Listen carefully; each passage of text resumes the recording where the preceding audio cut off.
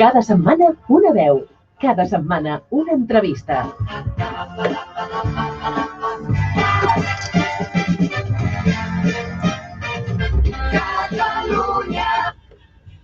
Doncs avui tenim el plaer d'entrevistar a la Caixa Tonta l'actual director de Catalunya Ràdio. Ell és Saúl Gordillo, una persona que molts coneixereu perquè també va començar en el món de la ràdio local. Ell és de Calella i el tenim ja aquí amb nosaltres. Saúl Gordillo, benvingut.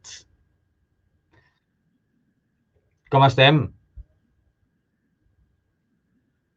El dia de la ràdio i amb la campanya electoral i amb la cobertura de la pandèmia i molt pendents de l'actualitat per intentar estar a prop de l'audiència fent informació de servei en uns moments en els que la informació que dona la ràdio és molt útil per la majoria de la ciutadania.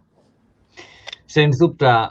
Saúl, ara que estem en aquestes dates d'eleccions, amb dates complicades, suposo que et deu passar pel cap un munt d'anècdotes que has viscut, no?, en jornades com aquestes.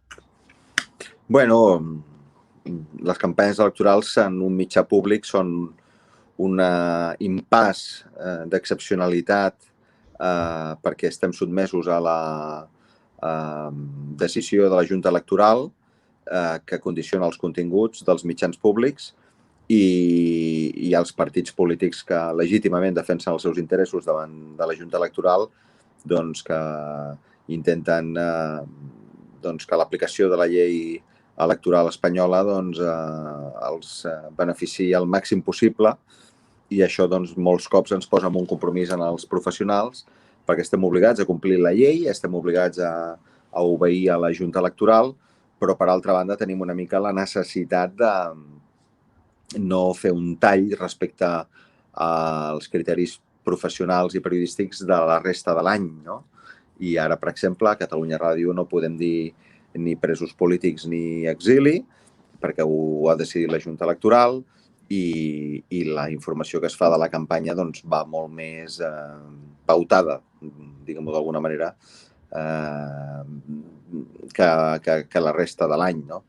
I vulguis o no, això és una mica una situació anòmala, sí, és una situació que trenca una certa coherència de la resta de l'any. Però, bueno, al final crec que la informació arriba a la ciutadania i que també l'audiència s'acostuma, que és un període de 15 dies en els que saben els oients que hem de passar aquests peatges, diguéssim, legals, però que després poden comptar amb la màxima llibertat dels professionals i amb el bon criteri que tenen per informar de tot el que passa.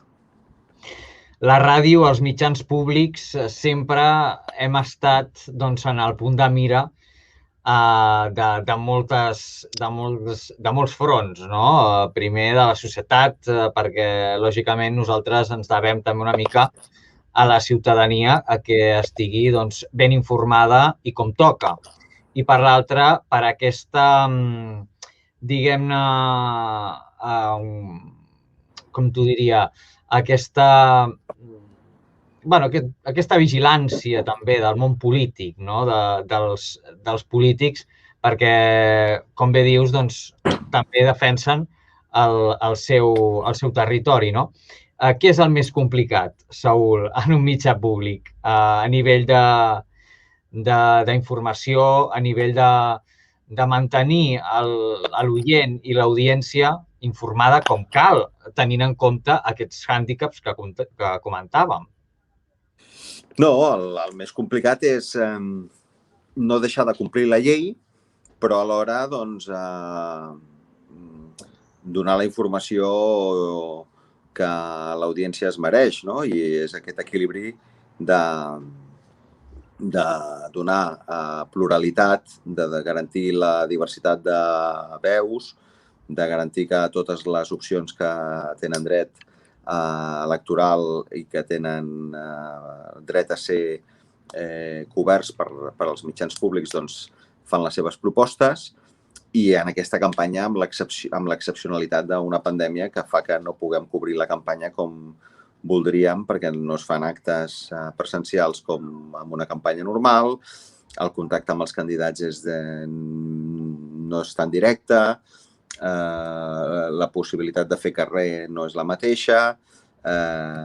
És cert que els partits han avançat molt amb el tema de les reunions i de les actes telemàtics, que la informació avui en dia la pots aconseguir de moltes maneres, però sí que és cert que hi ha una part de la feina periodística que es perd per aquesta doble excepcionalitat, no?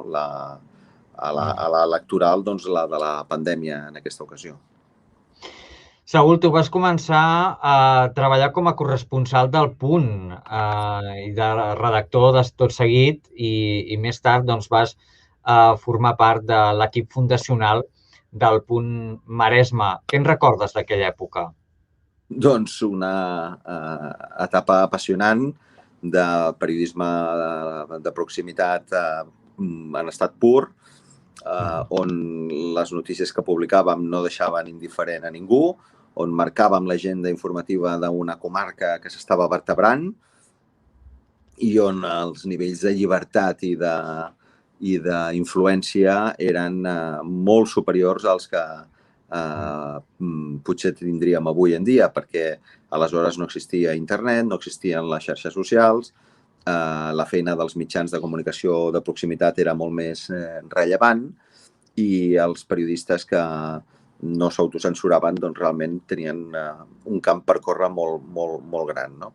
I la veritat és que vam treure moltes notícies, vam fer molta feina, tant a nivell del diari com de la revista local de Calella, el Nunci, com a Ràdio Pineda, com a Ràdio Calella, com a Ràdio Marina, com a Televisió Pineda.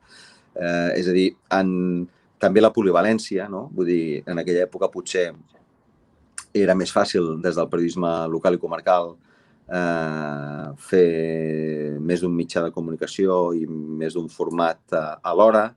Com ha canviat tot, eh? Sí, sí. Ara, clar, ara potser hi hauria el factor digital que compensaria això, però en aquella època era també molt apassionant i molt interessant.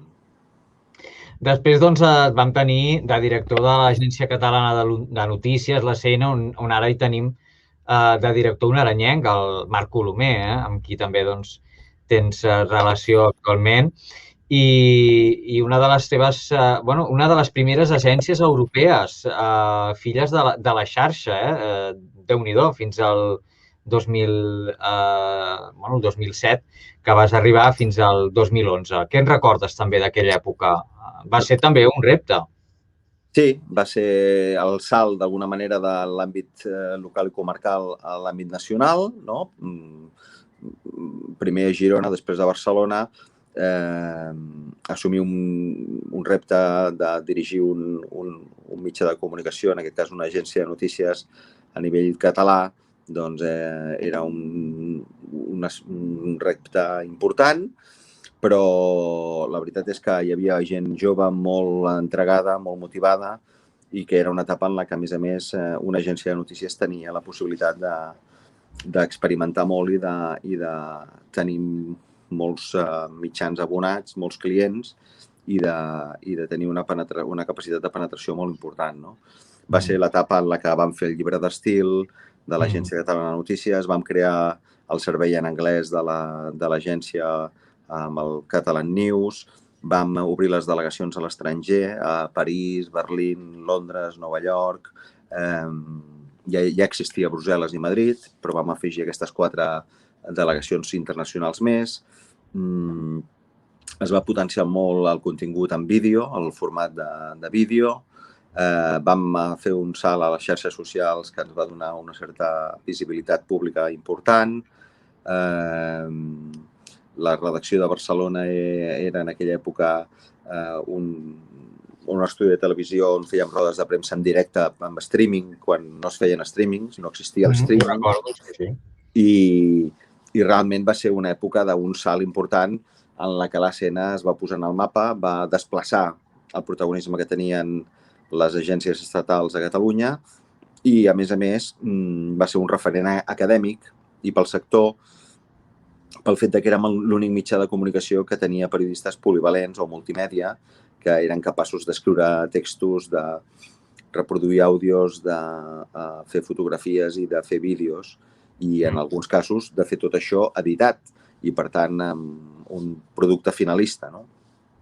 I la veritat és que van passar de 180 a 220 clients i que aquests 40 clients més eren mitjans d'àmbit estatal i àmbit català que fins aleshores eren molt mitjans de comunicació locals i comarcals i després ja van fer el creixement com a agència nacional.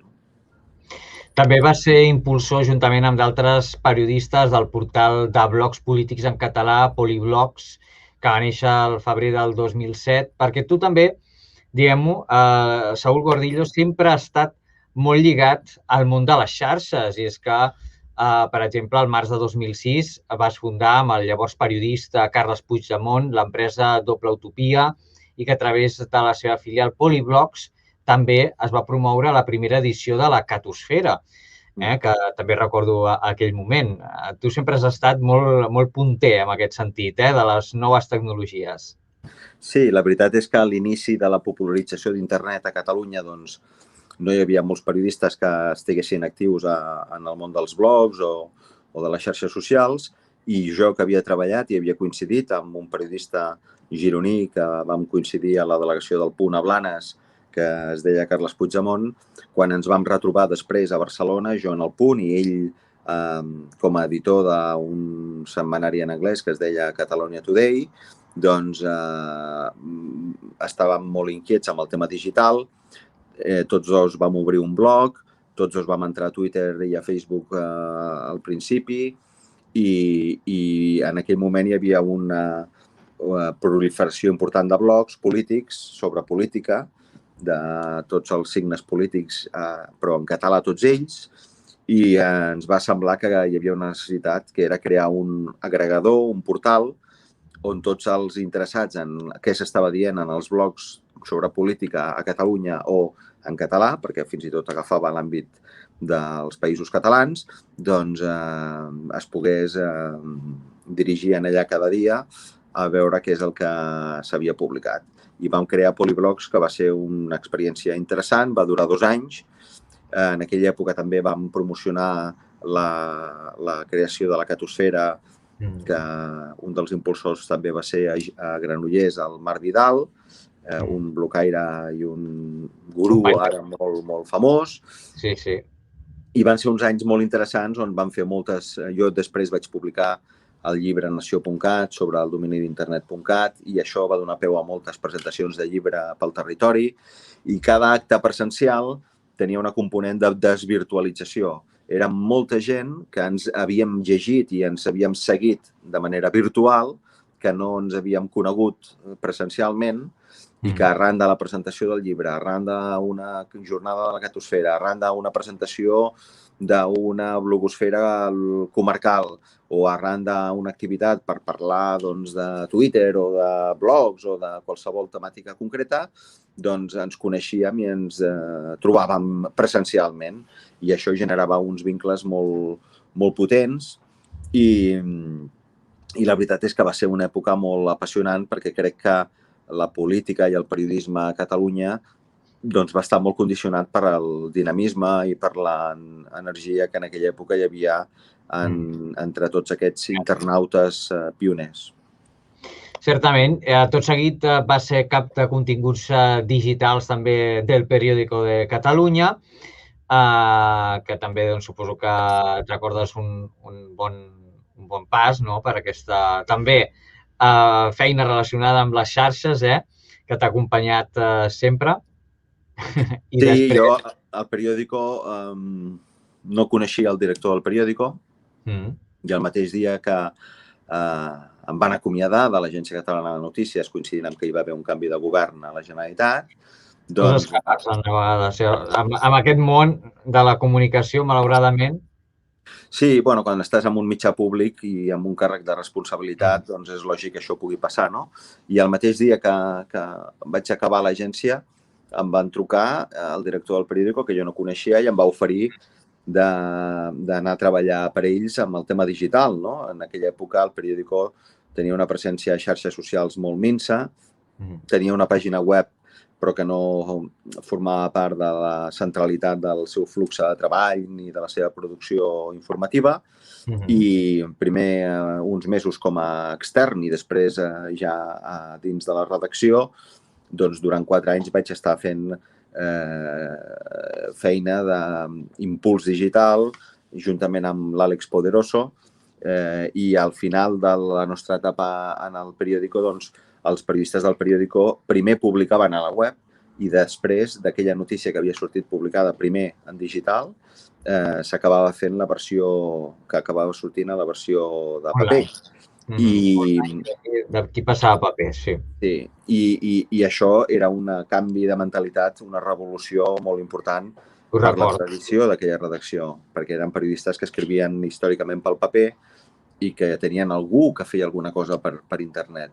I vam aconseguir que gairebé 200 periodistes acabessin publicant primer per internet i després uns editors feien una versió del Tota una revolució digital, Sí, això realment ara sona com molt normal, però en aquella època doncs, va ser una feina molt laboriosa, de combatre molts recels, de que el periodista no veiés internet com una amenaça, com que estàvem sacrificant el paper abans d'hora, regalant les notícies, és a dir, uns conceptes que ara ens sonen molt estranys, però que en aquella època realment eren un tabú gairebé, no? I la veritat és que el periòdico va créixer molt a internet, vam crear l'aplicació de pagament ePeriódico amb continguts premium i la presència social del diari a les xarxes socials va ser molt, molt important i molt rellevant. Tot seguit, més endavant, el 2016 ja vas ser nomenat director de Catalunya Ràdio. Suposo que en aquell moment devies dir, ostres, on m'he posat, on m'he fotut, no? Què vas pensar en aquell moment? Perquè Déu-n'hi-do, no?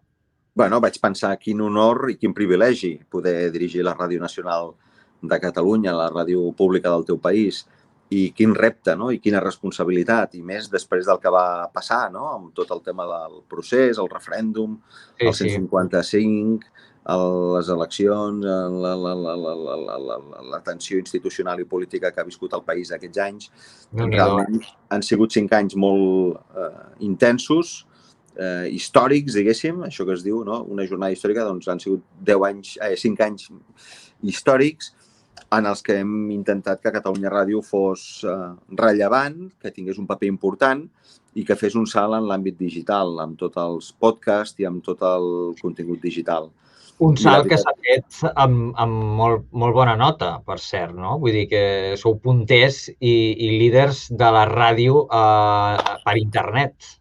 Sí, som els que tenim més consums d'àudio en plataformes digitals, som els que hem innovat més amb sèries de ficció i de no ficció, amb so binaural, amb sèries... Crims, Tor... Estic enganxat a Crims, t'ho he de dir. Sou molts els... Som molts enganxats als Crims, Hi ha molta gent, molta gent que jo comento allò així, parlo bajini, ostres, i tal, i després una companya o una amiga meva, no?, també em comenta, jo també l'estic seguint, no sé què, i fa gràcia. Enganxada. Va començar amb una sèrie de no ficció del Carles Porta sobre el cas de Tor, 13 cases i 3 morts, un podcast, després van fer Crims, després va saltar a la FM, després Crims va saltar a TV3 també, que el gran públic el va conèixer, alguns que no la consumien per ràdio, doncs gràcies a la televisió. Després s'ha fet un llibre d'això i després nosaltres hem fet aquest setembre passat el podcast del Segrest de la Maria Àngels Feliu, amb so binaural, que és la primera sèrie que hem fet amb so immersiu o so 3D, i per tant l'experiència d'escoltar-ho amb auriculars és espectacular. Era un gustazo, sí, la veritat. Posaves els Jocs Populars i... Estaves dins del Zulo, no? Tal qual. Sí, els sons, tot l'ambient, els que ens agrada la ràdio, això ho gaudim. Sí, realment ja ho saps. Ha sigut una feina on els guions, però sobretot la part tècnica, la interpretació, és a dir, hem posat en comú a molts departaments de la casa i ha sortit el millor de tots els professionals de la casa per fer un producte que realment és de primer nivell, diguéssim. I això té resultat amb les audiències digitals, no? I això se suma doncs, que molts programes de Catalunya Ràdio i alguns programes exclusius per digital doncs, estan tenint molt de consum a la web i a l'aplicació.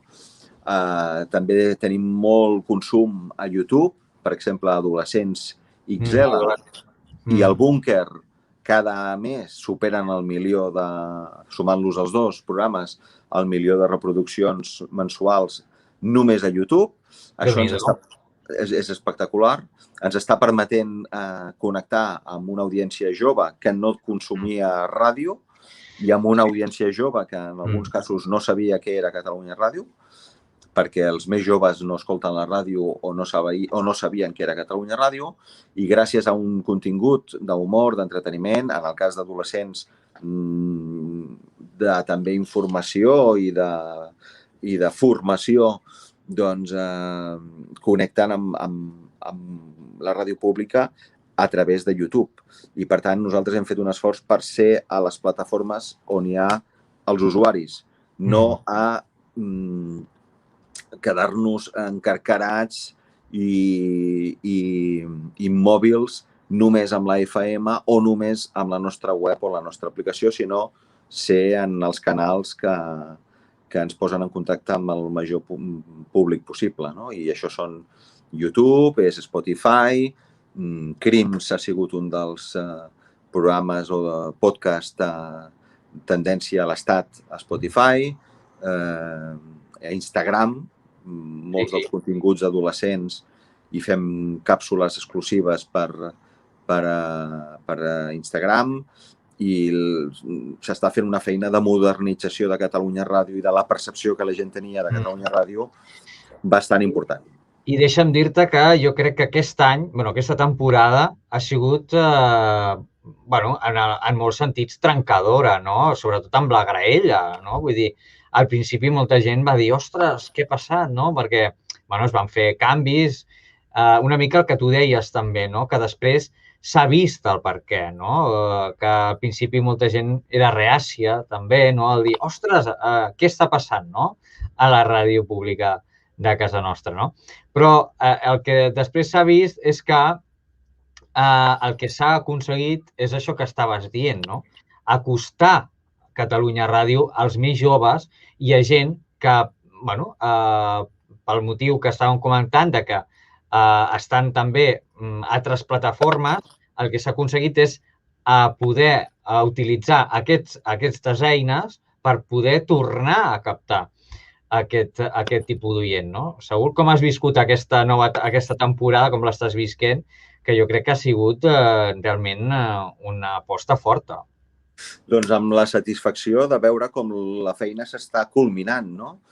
Quan fa 5 anys vam arribar a la direcció de Catalunya Ràdio, ens vam proposar modernitzar, renovar, digitalitzar, trencar amb la lògica dels programes de ràdio i parlar i pensar en clau de continguts.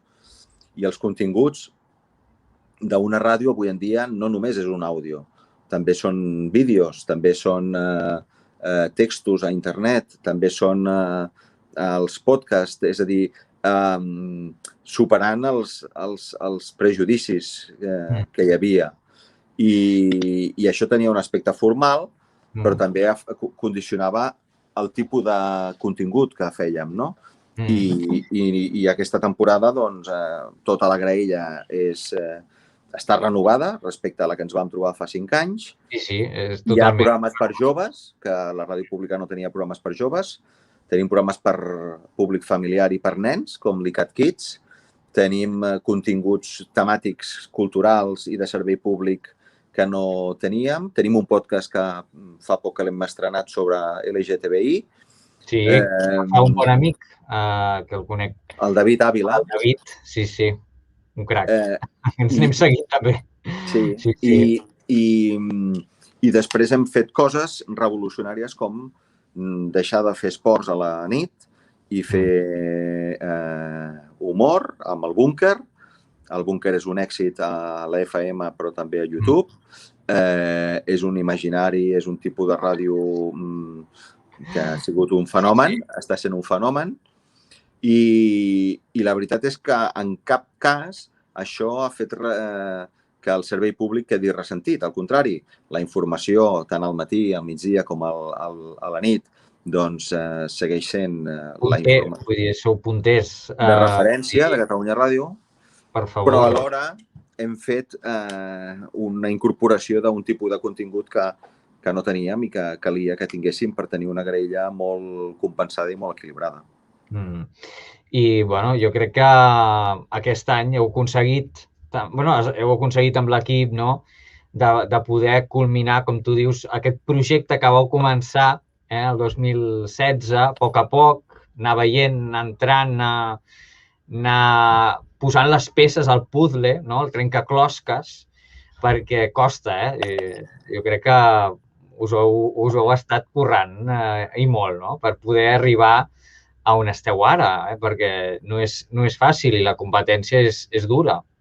La competència és dura i també és cert que hi ha moltes plataformes externes independents, hi ha molts podcasts independents, hi ha emissores petites que també fan coses molt interessants en l'àmbit digital, hi ha una oferta de continguts a nivell global de podcast que realment nosaltres no competim contra una altra emissora de ràdio a Catalunya i prou. Competim en un entorn global on hi ha una llau de continguts i, per tant, posicionar-nos i ser una referència en aquest context té molt de mèrit. Però, a més, i lligant-ho amb el que comentàvem abans, en el context polític que hem viscut encara té més mèrit. Perquè la pandèmia, que també la pandèmia ha sigut perquè per nosaltres també aquí a les emissores locals ha sigut un repte, perquè, clar, al principi de tot no sabies què passaria, què feies, continuaves aquí, tenies que fer teletreball, clar, però la gent tenia que seguir estant informada. Clar, era un problema, però que, bueno, a mesura que anava passant els dies, anaves veient una mica les respostes de tot plegat, però suposo que vosaltres també, des d'aquí, devíeu viure moments de dir, i ara què fem? Sí. Vam haver d'improvisar una graella diferent per les 4 emissores.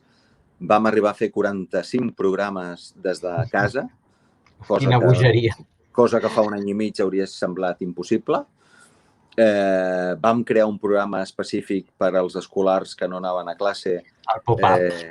El pop-up escolar de la Mariola Dinarès, que va ser un èxit. Sí, li vaig comentar fa poc, sí. I vaig participar també alguna vegada, em va dir, Joan, vols participar algun dia? Dic, vinga, va. I m'han fet també... Tots hem après, no?